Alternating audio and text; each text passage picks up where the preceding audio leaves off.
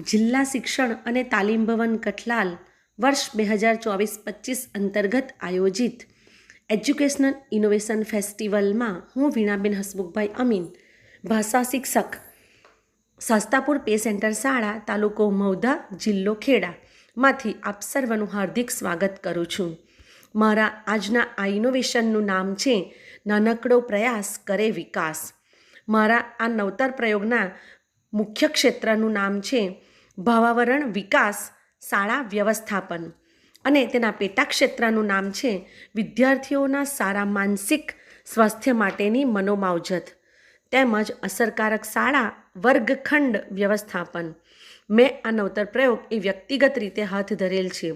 સૌપ્રથમ જ્યારે આપણી શાળા જૂન 2024માં શરૂ થઈ ત્યારે સૌથી પહેલાં તો મેં પ્રાર્થના સંમેલનનું નિરીક્ષણ કાર્ય કર્યું કે કયા બાળકો એ પ્રાર્થનામાં ભાગ લેતા નથી, સહભાગી થતા નથી, અને તે કર્યા પછી જુલાઈ 2024થી મેં આ પ્રયોગ હાથ ધરેલ છે. ધોરણ 7ના બાળકોથી મેં આ પ્રયોગની શરૂઆત કરી. મારા વર્ગમાં કુલ અત્યારે 21 બાળકો અભ્યાસ કરે છે અને આ જે નવતર પ્રયોગ છે એની અંદર 7.1 થી 7.5 સુધીની અધ્યયન નિષ્પત્તિ એનો સમાવેશ કરવામાં આવેલ છે. સૌપ્રથમ તો મારા માટે એ સમસ્યા હતી કે ધોરણ 7ના બાળકો એ પ્રાર્થના સંમેલનમાં હાજરી કેમ આપતા નથી અને ઉદાસીનતા દાખવે છે. તો સૌથી પહેલાં તો ધોરણ 7ના જે મારા બાળકો છે એમની સાથે મેં જૂથ ચર્ચા કરી અને મેં પહેલાં પ્રયોગથી વિચારી કે મારે આ બાળકોને પ્રાર્થનામાં રસ લેતા કરવા માટે શું કરવું જોઈએ. એના માટે થઈ અને મેં મુલાકાત, રમતગમત, વાર્તા કથન, સર્જનાત્મક પ્રવૃત્તિ, એમની સાથે જૂથ ચર્ચા વગેરે જેવી પ્રયુક્તિઓનો ઉપયોગ કરીને પ્રાર્થનાનું મહત્ત્વ સમજાવી એમને પડતી મુશ્કેલીઓને સમજવા માટે પ્રયત્ન કર્યો અને ત્યાર પછી ધીમે ધીમે એમને પ્રાર્થનામાં રસ લેતા કર્યા. આ માટે મેં જરૂર જણાય ત્યાં આગળ કમ્પ્યુટર, મોબાઈલ, ચાર્ટ્સ વગેરે જેવા સાધનોનો ઉપયોગ કર્યો. અત્યારે હાલ આનો સમયગાળો એ 6 માસ થયેલ છે અને મને આમાં ઘણી બધી સફળતા મળેલ છે.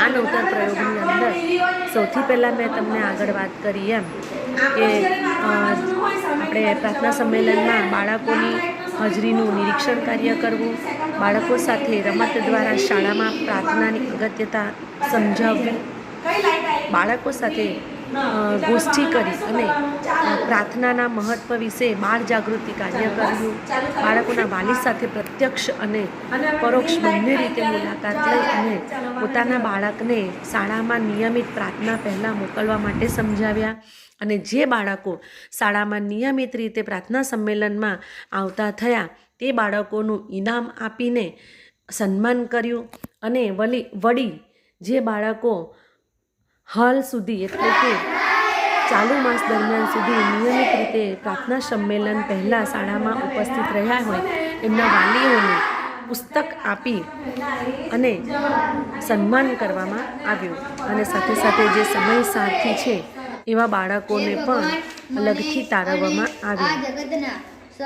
હવે અને આ જે મારું ઇનોવેશન છે એનું મૂલ્યાંકન મેં વાત કરી એ રીતે એમને પ્રાર્થનાના મહત્ત્વ વિશે મેં એમને સ્વતંત્ર લેખન કાર્ય કરવા માટે આપ્યું કે તમે જે સમજ્યા છો પ્રાર્થના વિશે એના વિશે 2 શબ્દ લખો અને એમને કોઈ સર્જન કરવા માટે કહ્યું કે પ્રાર્થનાને લગતું તમને કોઈ પણ સર્જન કરવું હોય કે પ્રાર્થનાનો સુવિચાર લખો, પ્રાર્થનાને લગતી કોઈ પણ 2 કડી લખો, ભજન, કીર્તન, ધૂનની, અને એમની સાથે સમૂહ ચર્ચા પદ્ધતિ પણ અપનાવી.